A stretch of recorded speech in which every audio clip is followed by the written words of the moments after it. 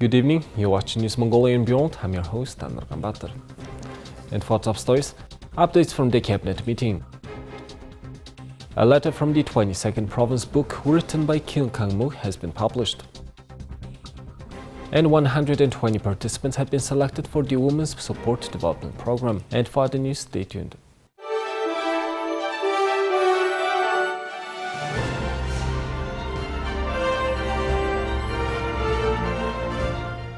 The regular cabinet meeting of the government was held on March 29th, and the cabinet made several decisions during that meeting.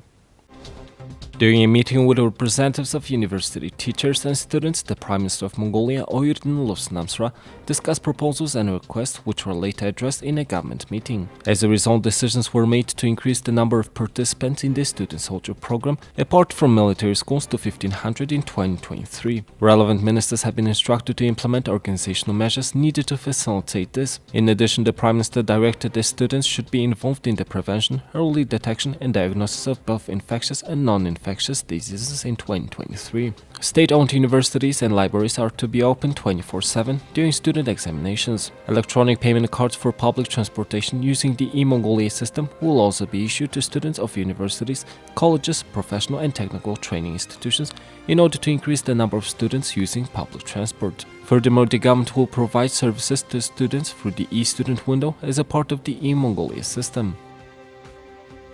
After reviewing over 30 government proposals related to Member of Parliament in Holt's draft law on amendments to the law on the election of the Great Horde of Mongolia, it was decided to submit the proposal changes to lawmakers. One of the key proposals was to require that at least 35% of the candidates in the draft law on parliamentary elections should be of one gender. Additionally, the government proposed that political parties release lists of 38 candidates, with 50% of the candidates being female and alternating male and female names. Amar Oysakhlan, the head of the state government, announced this proposal.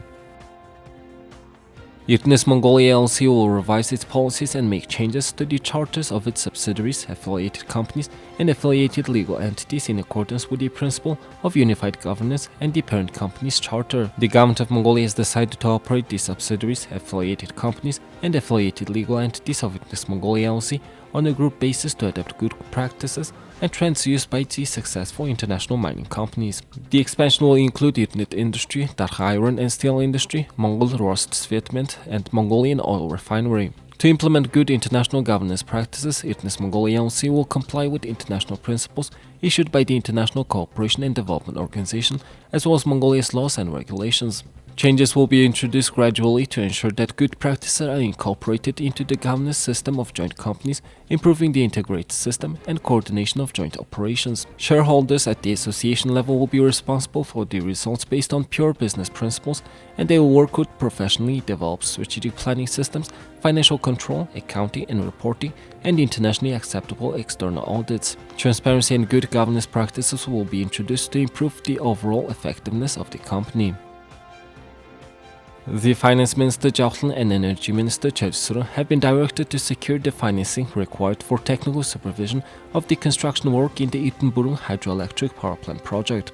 They are instructed to include the necessary funds for technical supervision of the construction work via foreign loans and aid in Mongolian investments. To fully implement the project's detailed environmental impact assessment, environmental management plan, environmental status assessment, and cultural heritage preservation in 2024, the remaining compensation funds for the affected migrant families and households' properties and every citizen will be included in the 2024 state budget. The Ministry of Culture will provide professional and methodological assistance to arrange the preservation of cultural heritage impacted by the project. In other news, the higher education majors and in-demand programs necessary for Mongolia's development have been approved, and the Education and Science Minister has been directed to establish a methodology to determine the number of students enrolled in these fields, admission thresholds, and student supervision for loan grants.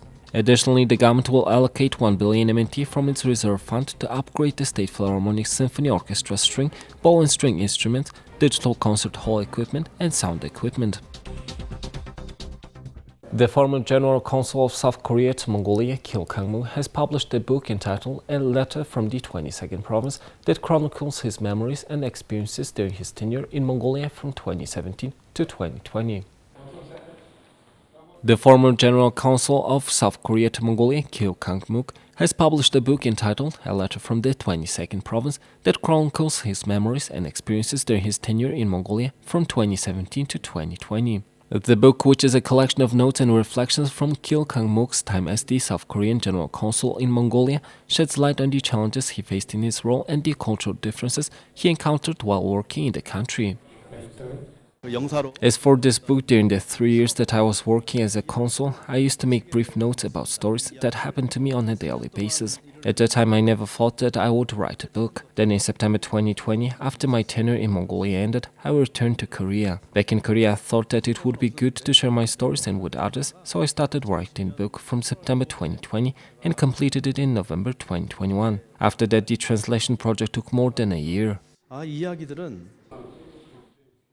Kil Kang Muk's experiences in Mongolia are diverse and range from dealing with political tensions between the countries to navigating the nomadic lifestyle of the Mongolian people. The book also delves into Kil Kang Muk's personal life in Mongolia, including his relationship with locals and his daily routine. Speaking about this book, Kil Kang Muk said, "I wanted to share my experiences in Mongolia with others and provide a glimpse into the unique culture of the country. My hope is that the readers will gain a deeper appreciation for Mongolia and its people after reading my book." The book has already garnered praise from readers and critics alike, with many commending Kil Kang Muk for his insightful observations and engaging writing style. The book is expected to be a hit among those interested in international relations and cultural exchanges.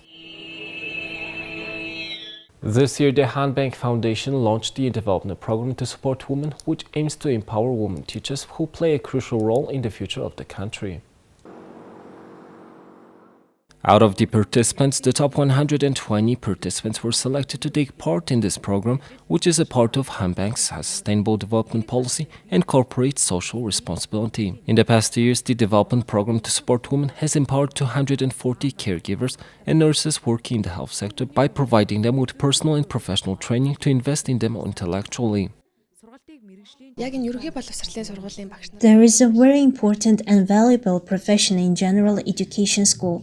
We are giving opportunities to our teachers who are currently preparing the future citizens of Mongolia to grow and develop and to get their own inspiration from this activity to love their profession. We are giving them the opportunity to develop in their personal fields. It means that they are given the opportunity to invest in themselves.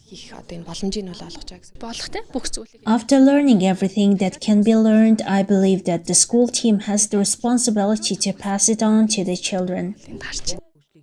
For this year's program, the selected 120 women teachers will have the opportunity to choose from various courses such as personal development, English language, financial education, psychology, health and aesthetics. The program will be conducted through a combination of classroom and online learning for 2 months. Thank you for staying with us. Now let's take a look at the currency exchange rates provided by Mongol Bank.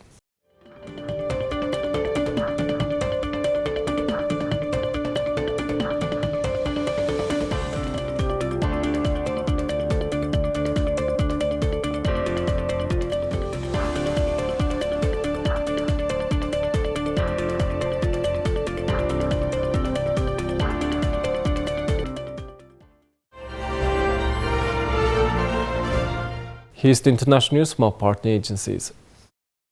Berlin's iconic Brandenburg Gate was closed off to visitors on Wednesday, with a heavy police presence ahead of the King Charles III's first visit as a reigning monarch of the United Kingdom. British and German flags adorned Paris Platz and Presidential Palace Bellevue. Britain's new king will make his debut on the world stage on Wednesday, 3 days later and 550 miles northeast of where he had intended to be in the French capital. Although King Charles III will be greeted with a hearty welcome in Berlin rather than bienvenue in Paris, his goal remained the same: to cement Britain's improving relations with Europe and show that he can help the UK win hearts and minds abroad just as his mother did so successfully for 7 decades. Yes, I'm curious. I wonder he will say why he is coming and what he will tell us. Yes, it is also very exciting because we are actually going to stay in the same hotel. And what will the safety regulations be like? It will definitely be exciting whether we get to see him or not. I have worked and lived in Sweden and have a neutral but also open-minded attitude towards its royalty. There must be diversity and variety of forms to govern. That has grown traditionally in the UK, and why not? The English want it that way, and they are determined to keep it. So it is they can also abolish it, but they didn't want to. The first leg of his trip, due to the protest of the planned pension changes in France, may make it harder for Charles III to make his mark during his first big international mission, and first impression matters as Charles, 74, prepares for his coronation on May 6. The trip starts on Wednesday in Berlin, where German President Frank-Walter Steinmeier will welcome Charles and Camilla, the Queen consort, at the historic Brandenburg Gate. The king is scheduled to give a speech at the Bundestag, Germany's parliament, on Thursday. He will also meet Chancellor Olaf Scholz, talk to Ukrainian refugees, and meet with British and German military personnel who are working together on joint projects. The royal couple will go to Hamburg on Friday, where they'll visit the Kinder Transport Memorial for Jewish children who fled from Germany to Britain during the Third Reich, and attend a green energy event before returning to the UK. Charles' visit to Germany will showcase these roles, while also giving him an opportunity to highlight the causes he holds dear, like sustainability and the environment. But there will also be a full dose of pomp and ceremony that screams royal visit, starting with the ceremonial welcome at the Brandenburg Gate, the neoclassical landmark in the center of Berlin that has provided the backdrop to so much of German history. White tie and tiaras are expected to be on display during a state dinner at Schloss Bellevue, the German president's official residence. There will be plenty, therefore, to attract the crowds in Germany and demonstrate to people back home that Charles III has eased into the role of monarch and chief diplomat. China called on Taiwan authorities to remove barriers to cross-strait exchanges, said Zhu Finglian, spokeswoman for the Taiwan Affairs Office of the State Council, on Wednesday. When responding to an inquiry about the government work report given at the first session of the 14th National People's Congress in early March regarding the Taiwan question, Zhu said it gave a clear direction for the work related in Taiwan this year. Currently, it is the shared goal of compatriots on both sides of the strait to realize normal exchanges and resume normal cooperation in various fields as soon as possible. We call on Taiwan authorities to comply with public opinion and remove all kinds of barriers as soon as possible.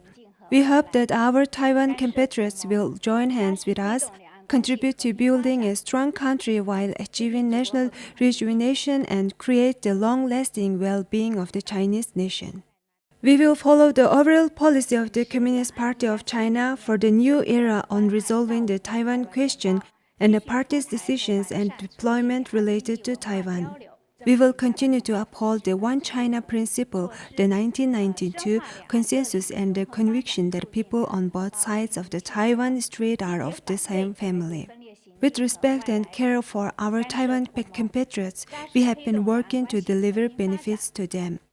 We will continue to promote economic and cultural exchanges and cooperation across the strait, safeguard the interest and well-being of our Taiwan compatriots, and advance our integrated development in all fields, forging closer bonds of heart and mind between people on both sides of the strait. According to the report, China will improve institutional arrangements, policies and measures to encourage cross-strait exchanges and cooperation and deepen cross-strait integrated development. Here's the weather forecast of world's major cities.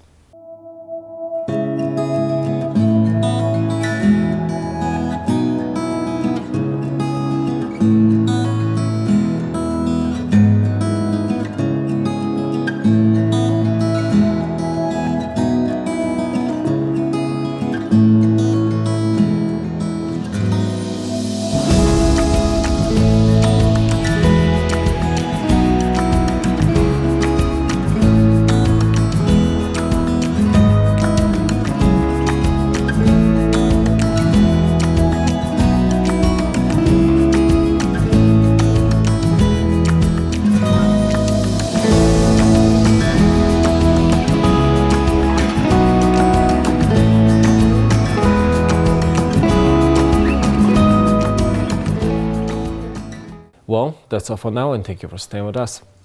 We'll see you tomorrow with more news and updates. Have a nice evening. Goodbye.